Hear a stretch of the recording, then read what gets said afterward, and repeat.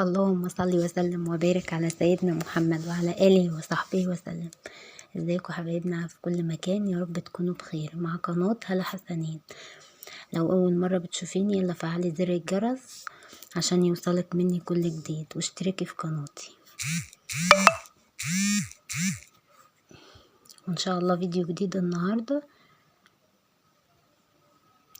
وهنعمل معاكم طريقة عمل الكسكسي بقى بكل تفاصيله. ونقول بسم الله كده زي ما متعودين ونبدأ. اهو ده شكله بعد ما استوى ما شاء الله، بصوا يفتح النفس. يلا بقى، لو عجبتك الطريقة ديت ما تنسونيش في اللايك والشير. وده بقى كنت سويته فايه، هقولكوا دلوقتي على الطريقة. كمية الدقيق بقى اللي انت عايزاها، حابة تعملي كيلو، حابة تعملي 2 كيلو. هو الكمية اللي انا عملتها دي كانت 4 كيلو ما شاء الله. عملت معايا كمية يعني ايه كويسة، عشان يعني بيت عيلة وكده فبعمل كمية كويسة. نخلت بقى الدقيق بالمنخل عشان لو في اي حاجة لازم يعني تنخليه، حتى لو متأكدة منه برضو زيادة تأكيد انخليه وخلاص. وبحط حبة مية كده بسيطة مش كتير، يعني اهو سلفتي بتحط لي مية وانا بقلب. الاول بقلبه كده ايه، ما بدعكوش على ايدي عشان ما يعجنش معايا. بعد ما قلبت المية بكل الدقيق بدعك فيه بقى براحتي كده. اول حاجة بدعكه على الخفيف عشان ما يعجنش برضو معايا. لما احس ان هو بقى بدأ يعمل زي حبيبات الرمل المبلولة كده، اهو هفضل اقلب فيه وادعك لحد لما يوصل للنتيجة اللي انا عايزاها. ما تقوليش بقى احط في كبة واستسهل، لا طبعا الطريقة دي هي احسن طريقة للكسكسي، دي الطريقة الاصلية.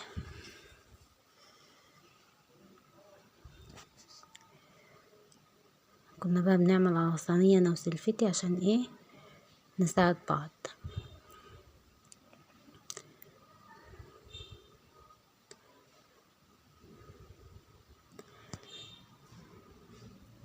واقلب فيه بقى، افضل ادعك فيه براحتي.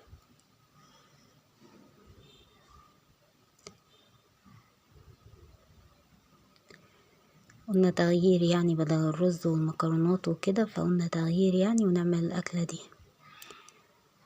فيها ناس بتحب تاكلها بسكر، وفيها ناس بتحب تاكلها بلبن، وناس بتاكلها جنب الشوربة عادي. احنا بناكلها مع الشوربة يعني، كل واحد وحسب ما هو بيحب يتقبله، حسب بقى ما بتحبوا تاكلوا. الناس بتحب تاكله بالمكسرات.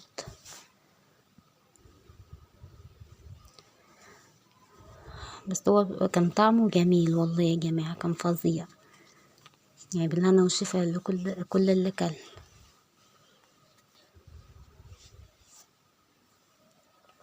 على حاجة واسعة بقى عشان ايه اعرف ادعك فيه براحتي.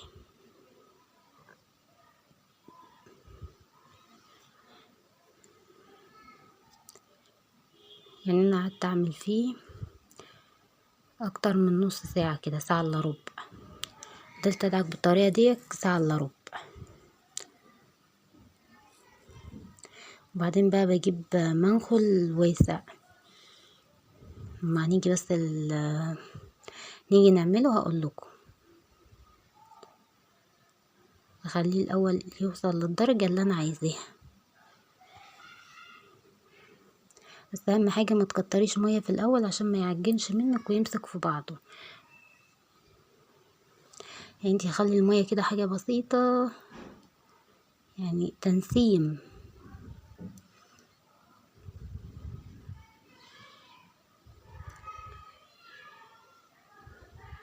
وكل بقى ما تدعكي فيه بقى اكتر كل ما بيزيد حلاوة برضو، يعني ما بيحصلوش اي حاجة.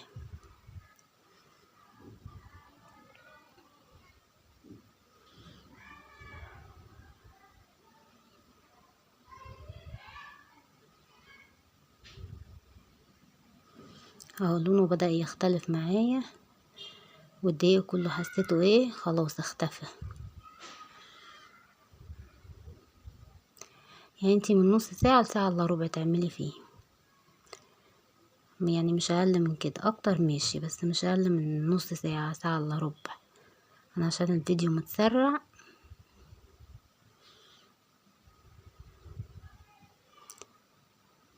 بصوا بقى زي حبيبات الرملة.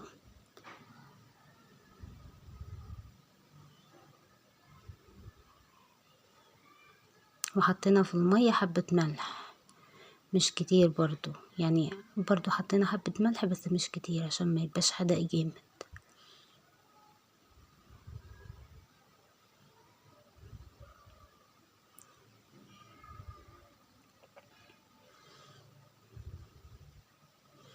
اهو بصوا بقى عامل زي حبيبات الرمل ازاي. كده خلاص وصل للمرحلة بقى اللي احنا عايزينها. بنجيب بقى المنخل السلك الكبير ده وبننزل منه عشان ينزل ناعم. اهو هو بينزل ما شاء الله بكل سهولة، عشان ما يبقاش فيه اي كلاكيع ولا اي حاجة. واجيب حلة جنبي وبعبي فيها اللي انا حطيته، يعني اللي انا عملته الناعم اللي انا عملته، وبرضو بعمل نفس الكمية. بنزل كده من المنخل بصوا وبينزل بكل سهولة اهو.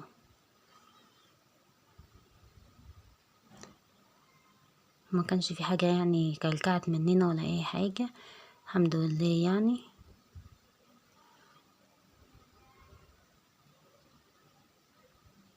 وبتبقي بقى حاطة مية على النار بتغلي، يعني لو عندك حلة الكسكسي اعملي فيها، ما عندكيش بيبقى حلة وحطي فيها مصفى، وحطي قماشة بقى، قماشة خفيفة كده، قماشة نضيفة بيضة خفيفة، وبنحطها على النار. وننزل بقى بالكمية بتاع الكسكسي دي ونسيبها، ننزل بحبة حبة، يعني بننزل بالكمية على مرتين عشان هي الكمية كانت معايا ما شاء الله 4 كيلو، فمش هنزل بيها على مرة واحدة عشان برضو ايه ما يعجنش مني. فنزلت بالكمية على مرتين. اهي الكمية دي اللي انا عملتها ده ال4 كيلو ما شاء الله ملوا الحلة كده. بقى كان استوى ونزلته من على النار. اهو كان دي سمنة بلدي على سمنة عادية، يعني انا مسيحة زبدة على سمنة عادية. ده بقى من اثر البخار، الكاميرا ما كانتش واضحة. حطي بقى كمية السمنة اللي انتي بتحبيها، يعني تبقى مناسبة. اهو ما شاء الله. وما تكتريش المية برضو وانتي بتسويه عشان ما يتعجنش منك، يعني خلي ربع الحلة، ربع الحلة كده مية والتلات ارباع فاضي، بيطلع البخار بقى هو اللي بيسويه. ما شاء الله على شكله.